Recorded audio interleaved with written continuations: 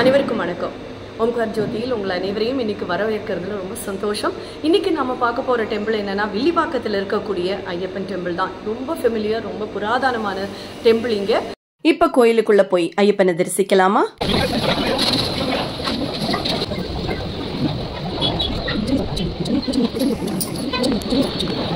அதனுடைய கோ-ஃபவுண்டர் தான் நம்ம இப்ப பார்க்க போறோம். அவருடைய பேர் சக்திவேல். வணக்கம் சாமி சொல்லணும். எல்லாருக்கும் என்னுடைய வணக்கம்.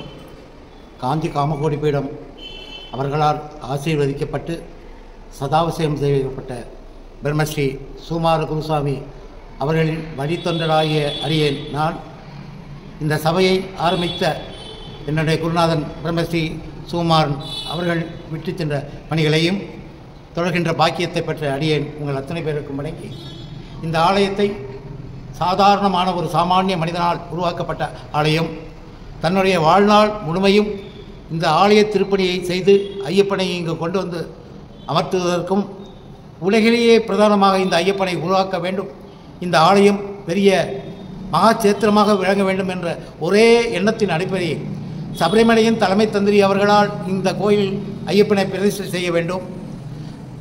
மகாபலிபுரத்தில் இருக்கக்கூடிய வன்மையநாத சபதி அவர்களால் விக்கிரகம் செய்விக்கப்பட்டு இங்கு கொண்டு வந்து பிரதிஷ்டை செய்யப்பட வேண்டும்.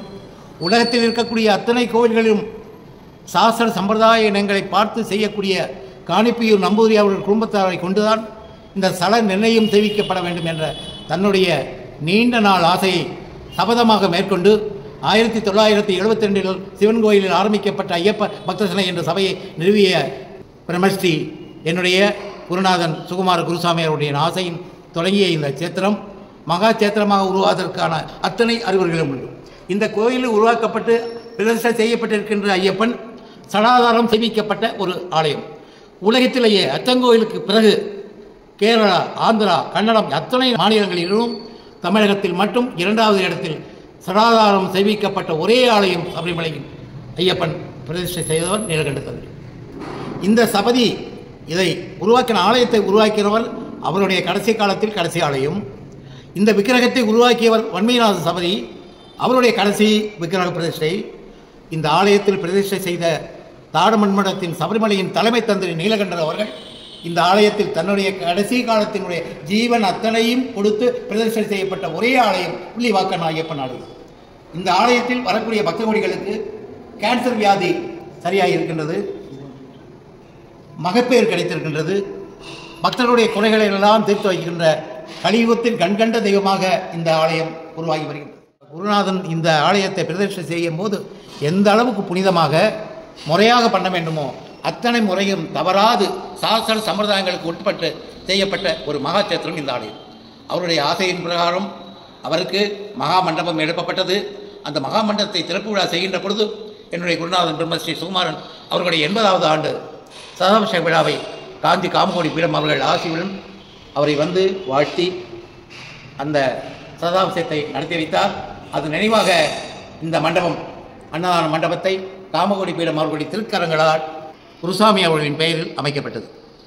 இன்றளவும் அவர்களுடைய பெயரில் அவர் மறைந்தாலும் நிலவில் வாழ்ந்து கொண்டிருக்கின்றார். அவருடைய நினைவு தினமாக மகர நட்சத்திரத்தன்று அன்னதானம் சபையினால் சேவிக்கப்படுகின்றது.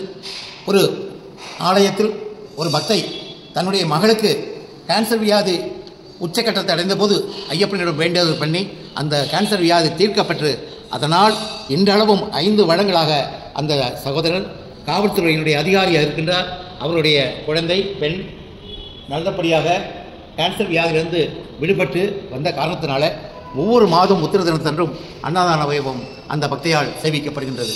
அதே போன்று பக்தர்களுக்கெல்லாம் கேட்டதை கொடுத்து அருள்பாலிக்கின்ற அந்த ஐயப்பன் அடுத்த கட்டமாக பக்கத்தில் குருவாயூரப்பன் ஆலயம் அமைய வேண்டும் என்ற பிரம்மஸ்ரீ சுகுமாரன் அவர்களுடைய விருப்பத்தின் பிரகாரம் இன்று இருக்கக்கூடிய இந்த ஆலயத்தினுடைய நிர்வாகிகள், உறுப்பினர்கள் அத்தனை பேரும் ஏக மனதாக முழுமூச்சாக ஏகோபித்த மன ஒற்றுமையுடன் பக்கத்தில் இருக்கக்கூடிய இந்த இடத்தை வாங்கி அதில் குருவாயூரப்பனை அமைக்க இருக்கின்றார்கள். அந்த நல்லதொரு வைபவத்தையும் இந்த சமயத்தில் நான் தெரிவித்துக் கொள்ள கடமைப்பட்டிருக்கின்றேன்.